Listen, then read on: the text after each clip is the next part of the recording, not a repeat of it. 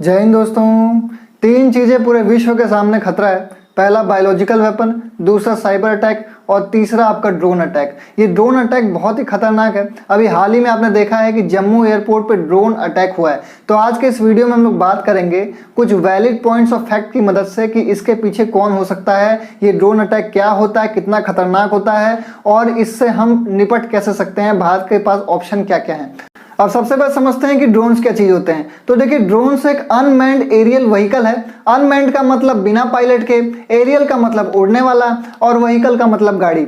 मतलब एक ऐसी उड़ने वाली गाड़ी जो कि बिना पायलट के साथ ऑपरेट की जाती है, उसी को हम लोग कहते हैं ड्रोन्स। अब ड्रोन्स में पायलट नहीं होते तो ये उड़ती कैसे है? तो इसको रिमोटली उड़ाया जाता है। यहाँ जमीन ग्राउंड पे रह के एक पर्सन उसको ऑपरेट करता है, आगे पीछे दाएं बाएं उसको रिमोटली रेडियो फ्रीक्वेंसी के थ्रू उसको ऑपरेट किया जाता है। तो देखिए, जो ड्रोन्स होते हैं ना, ये बेसिकली छोटे मोटे हेलीकॉप्टर टाइप के होते हैं, ऐसे उड़ने वाले।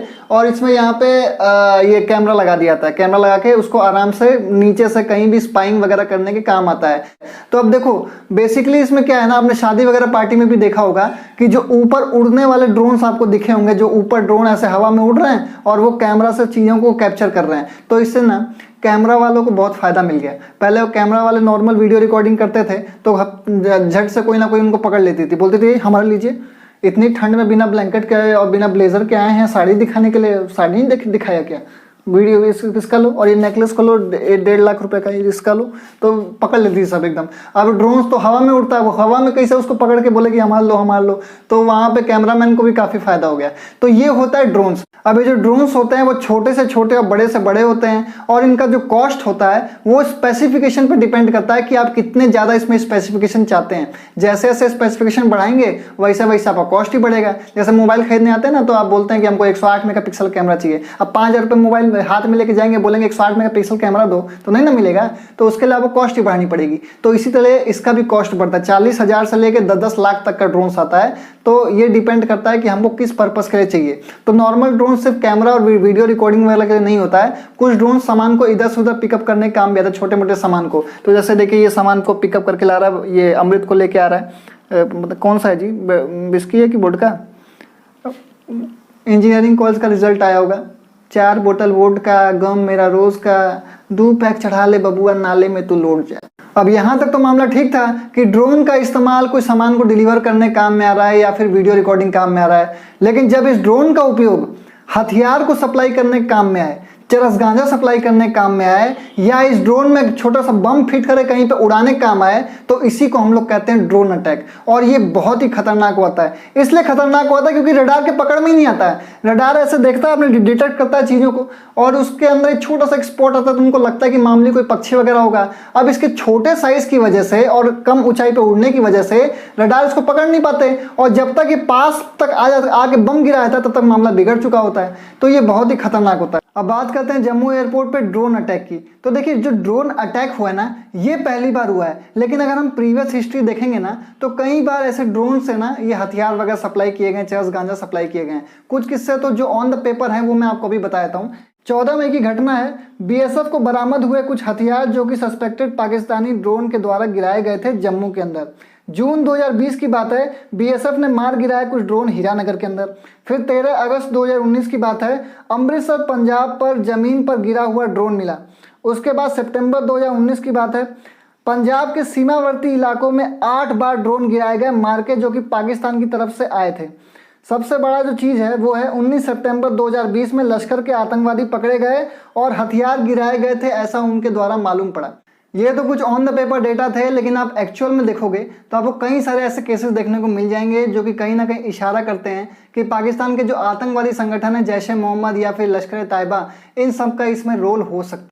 अब सबसे बड़ी बात यह है कि पाकिस्तान इसको एक्सेप्ट क्यों नहीं कर रहा है, या पाकिस्तान के कोई आतंकवादी संगठन इसको एक्सेप्ट क्यों नहीं कर रहे हैं। तो सबसे बड़ा रीजन जो है वो है FATF, financial action task force. अभी देखिए, जो टेररिस्ट वगैरह होते हैं ना, इनकी जो फंडिंग होती है वो कहीं इलीगल तरीके से हवाला का पैसा वैसा इनके पास आता है, तो वो फंडिंग होती है। अब भारत ने FATF में इसके खिलाफ सबूत दे दिया कि भाई साहब देखिए, इसमें टेररिस्ट की फंडिंग की जा रही है पाकिस्तानी अकाउंट्स में। तो ये सब चीजें है ना, भारत ने सबूत दे दिया, तो तुरंत FATF ने इनके ऊपर एक्शन ले लिया कि भैया फाइनेंशियल एक्शन टास्क फोर्स ने कि आपको हमने ग्रे जोन में डाल दिया, ग्रे लिस्ट में डाल दिया। अभी देखिए ग्रे लिस्ट और ब्लैक लिस्ट का फंडा समझिए। ग्रे लिस्ट में वार्निंग हो गई, अभी इसमें पूरे वर्ल्ड में जो बड़ी बड़ी बैंक है जो लोन वगैरह देती हैं वो इनको देना नहीं देंगी, मतलब काफ़ी तो देंगी और दे सकती भी हैं, नहीं भी दे सकती हैं, क्योंकि इनको वार्निंग मिल चुकी है। पूरी देश की नज़र अब इस पर आ गई कि भैया ये तो लोग आतंकवादी जनरेट करते हैं। लेकिन अगर इसको अब ब्लैक लिस्ट कर दिया तो उसके बाद क्या होगा, ये जितने बड़े बड़े बैंक है ना, जैसे वर्ल्ड बैंक हुआ, एशिया का बैंक हुआ, ये सब जितने बड़े बैंक है वो इनको लोन नहीं देंगे। लोन नहीं देंगे तो कोई बड़ी बड़ी जो कंपनी है वो इनके घर में आएंगी नहीं इन्वेस्ट करने के लिए, इनके मतलब यहाँ पे कारखाने नहीं खोलेंगी, अपना उत्पादन चलाएगी। जब उत्पादन नहीं होगा तो इनका प्रॉफिट नहीं होगा, इनका जीडीपी हो जाएगा एकदम डाउन, पूरी तरह से इनका डाउन हो जाएगा। तो इसलिए ना ये लोग इन्होंने इसी डर से, जब ग्रे लिस्ट हो गया ना तो उसी डर से इन्होंने सीज फायर साइन कर दिया कि भैया ठीक है हम पीसफुली रहेंगे इंडिया के साथ, ये वो करके। अभी इनकी आर्मी, पाकिस्तान की आर्मी तो ऐसे ही निठल्ला सुरती मिलती रहती है, इससे खैनी मिलती है।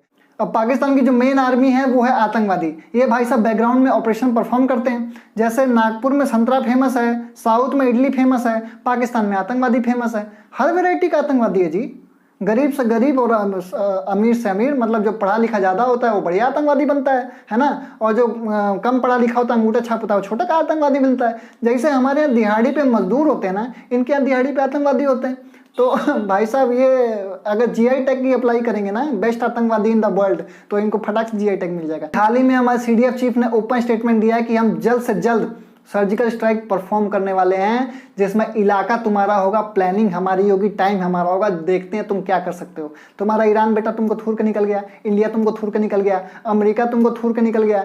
अब इजराइल बोल रहा है अरे हम को मौका मिलेगा, तो भैया इजराइल भी टाइमिंग दे रहा है। कहते हैं बढ़ते ड्रोन्स अटैक का जो खतरा है इससे हम कैसे बच सकते हैं। तो देखिए सबसे पहला जो ऑप्शन है वो डीआरडीओ का मिनी ड्रोन है। वो 4 किलोमीटर का जो कैपेसिटी है, रेंज है उसका, और वो उसमें बड़े आसानी से चीज़ों को निगरानी रख सकता है, उसको शूट कर सकता है, ख़त्म कर सकता है। तो ये बेसिकली जब ट्रम्प साहब मोटेरा स्टेडियम में आए थे अहमदाबाद के, तो वहाँ पर भी इसको ऑपरेट किया गया था। बस इसको मास स्केल पर अभी तक प्रोडक्शन क्यों नहीं हुआ ये समझ में नहीं आया।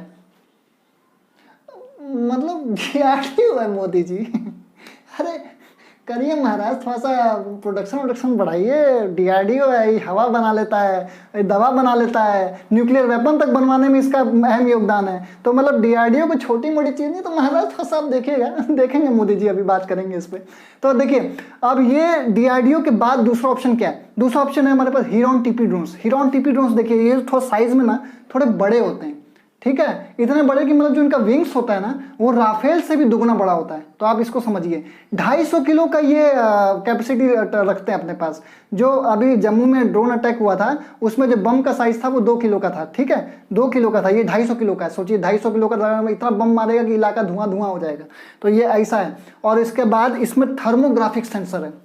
थर्मोग्राफिक सेंसर समझिए, थर्मोग्राफी मतलब जो बॉडी का हीट है उससे वो डिटेक्ट करता है चीज़ों को। जैसे कोई आदमी झाड़ी में छुपा हुआ है तो झाड़ी में आम आंखों से नहीं दिखाई देगा, लेकिन इसका थर्मोग्राफिक सेंसर उसको पकड़ लेगा झाड़ी के पीछे क्या है। तो थर्मोग्राफिक हीट से वो बता रखा है। जब मैंने वो नक्सलाइट का वीडियो बनाया था तो मैंने आपको पूरा दिखाया था, पूरा बढ़िया से वीडियो करके कैसे होता है। Number 3 smash 2000। देखिए स्मैश 2000 को बनाया था इसराइल की कंपनी स्मार्ट शूटर ने, और ये बहुत ही प्रिसाइज एंटी ड्रोन सिस्टम है, मतलब ड्रोन को मार गिराने के बहुत ही बढ़िया काम में आता है। ये कोई ड्रोन सिस्टम नहीं है।